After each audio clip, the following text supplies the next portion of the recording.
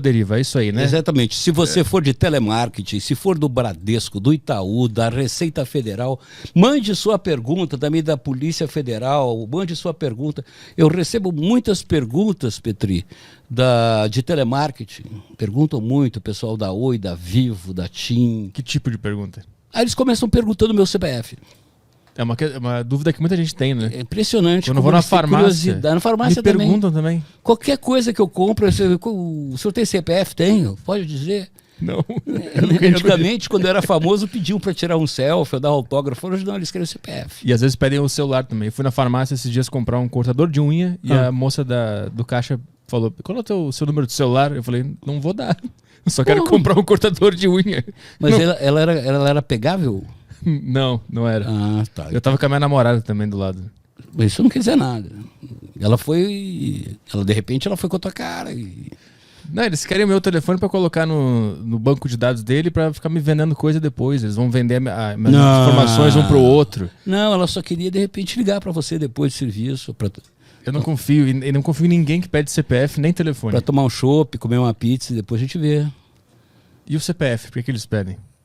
O CPF quando ela for pagar o chopp e a pizza para vir na nota, pô. Na nota fiscal paulista. Ela está se preparando para um date que não aconteceu ainda. É isso que ela está fazendo. Você não deu condição para ela. Entendi. E ela ficou frustrada, ela é uma mulher que está fazendo análise. Eu fui comprar um cortador de unha e a pessoa pediu todas as minhas informações. É impressionante. Eu fico muito irritado com isso. Não, mas hoje em dia, cara, acabou a ideia de privacidade. Eu estava ontem conversando com os caras. A ideia de privacidade, para começar, ela não é uma ideia que é worldwide, né, que existe no mundo inteiro. Por exemplo, na Índia, na China, não existe esse conceito de privacidade que a gente tem no Ocidente. Uhum. Mesmo porque lá na Índia, eu fui na Índia, né? Em algumas cidades, eu juro por Deus, eu vi 40 caras cagando na rua, um do lado do outro, e o porco chão, né? No chão. E o porco atrás esperando para comer a bosta dos caras. E gente passando para lá e para cá. Que tem gente que nasce, morre e vive a vida inteira na rua. Então a ideia de privacidade do hindu é completamente diferente da nossa. Uhum. Da China, a mesma coisa. Existem culturas diferentes da nossa. E a ideia de privacidade que nós ocidentais temos é uma ideia que vem mais ou menos do século XVIII, século XIX. Porque não havia também nos romanos, né, a ideia de privacidade, por exemplo, nos romanos, os banheiros eram banheiros públicos, né? Quem já viajou, vê aquelas ruínas romanas, por exemplo, os vasos sanitários eram um do lado do outro. Então você sentava ali para defecar, né, fazer cocô, e ficava conversando com o cara do lado, com a mulher do lado. Mas quando é que isso mudou? Por que isso mudou? Isso mudou, cara, basicamente com a invenção do flow. Quer dizer, do flow. Daí é a piadinha. Não, com a invenção do esgoto, né? Do sewing. Isso, o esgoto, segundo aquele Francis Fukuyama, aquele historiador, teve duas grandes invenções para a humanidade, assim, que, foram foda para a humanidade. Uma é o esgoto, água e esgoto. E a segunda, qual que é? Eletricidade. Uhum. Cara, se desliga a eletricidade, em qualquer momento, a gente volta 400 anos para trás, na hora, assim, na hora você volta 400, 500 anos para trás. Eletricidade. E o sewing, né, o esgoto, ele permitiu com que a mortandade infantil caísse dramaticamente, ou seja, o número de doenças. Então, possibilitou que aumentasse dramaticamente a população do planeta. Mas e a privacidade nessa história toda, como é que ela entra? Porque aí o ato de você, a higiene, a coisa de você, por exemplo, para você fazer o terminal lá, para ter o vaso, para ter o banheiro, você começou a ter que individualizar aquilo. Aquilo não era um vaso em cada lugar da casa. Você tinha que ter um lugar para tomar banho, um lugar para fazer a higiene. E junto com isso também vem todo um aparato socioantropológico, né, época vitoriana, né, da Rainha Vitória. Então havia também um espírito moralista, entendeu? A questão da nudez, principalmente a nudez feminina, o recato, a sexualidade. Começa ali um moralismo muito forte né? Mas por que esse moralismo ele surge? Eu sempre me perguntei isso. Da onde vem essas ideias que emplacam na sociedade? Agora, boa pergunta, Petri. Eu intuo que isso tem muito a ver com a questão do poder e a própria questão da igreja, né? A igreja, ela sempre, a religião, de uma maneira geral, ela procura se impor através do medo e da possibilidade de que você venha a ser punido no pós-vida, né? Uhum. Depois que você morre. A ideia do pecado, a ideia da licenciosidade. E sempre associado à ideia de tudo que provoca, de repente, um prazer incontrolável, né, ficou associado ao pecado. O sexo, essas coisas que dão um enorme prazer à pessoa, e são incontroláveis, né, difíceis de controlar.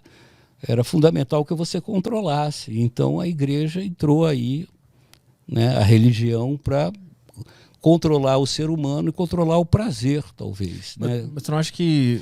Transformar o prazer em pecado. Mas tu não acha que isso transformar o prazer em pecado, ele também teve um papel fundamental para a gente sair do nosso só instinto animalesco de trepar? Porque quando tu censura isso, tu abre possibilidades da humanidade fazer outras coisas com essa energia, né? Não, cara, mas tem olha, são características da nossa espécie. Você sabia que a fêmea do Homo sapiens, a mulher, é a única mamífera que tem desejo sexual, que copula, pratica cópula sem estar no cio? A mulher, ela não precisa estar ovulando para ter desejo sexual e praticar sexo. Por que isso? Isso é importante para a nossa espécie, porque como o bebê, né, do Homo sapiens sapiens, né, os nossos bebês, eles nascem, eles dependem do pai e da mãe ainda até uns 6 anos de idade, mais ou menos, até eles serem capazes de serem autônomos. Senão eles não sobrevivem. Uhum. Então, era muito importante para a mulher ela manter o macho perto, para o macho como provedor, o macho como protetor, o macho como caçador, coletor, né, para que ela pudesse criar o filho do casal, para manter a espécie. Então, para ela prender o macho, a seleção natural foi separando as fêmeas que tinham desejo sexual, que praticavam sexo sem ter necessariamente com fins reprodutivos, sem estarem ovulando, sem estarem com o objetivo de procriar. Uhum. Então, por isso, a única fêmea que transa sem fins evidentemente, obrigatoriamente reprodutivos é a mulher. Sim. E aí é muito interessante, porque essa discussão do feminismo, porque na origem da nossa espécie, o macho, ele tem esse papel no casal de ser o provedor, o protetor, aquele que enquanto a fêmea cuida não só da amamentação, ela cuida do rebento até que ele possa ser autônomo, até que ele possa ter uma idade em que ele possa se virar sozinho, que naquela época era mais ou menos em torno de 5, 6 anos de idade. E outra coisa curiosa é que na nossa espécie, diferente, por exemplo, de outros, do chimpanzé, do gorila, por exemplo, as fêmeas, por exemplo, nos macacos, nos chimpanzés, nos gorilas, as fêmeas morrem logo depois da menopausa. Logo que elas perdem a capacidade de procriar, logo depois elas vêm a falecer. Na espécie humana, a mulher, ela, mesmo depois da menopausa, ela ainda vive muitos anos. Por que isso? Porque na falta da mãe, a avó era capaz de completar a criação da criança, né? E até que a criança fosse autônoma e garantia assim a sobrevivência da espécie. A proteção da natureza. Então, Arthur, é uma mistura de ciência, quer dizer, de biologia digamos assim, com cultura, né? De biologia, com antropologia, com sociologia, e assim você vai construindo a humanidade.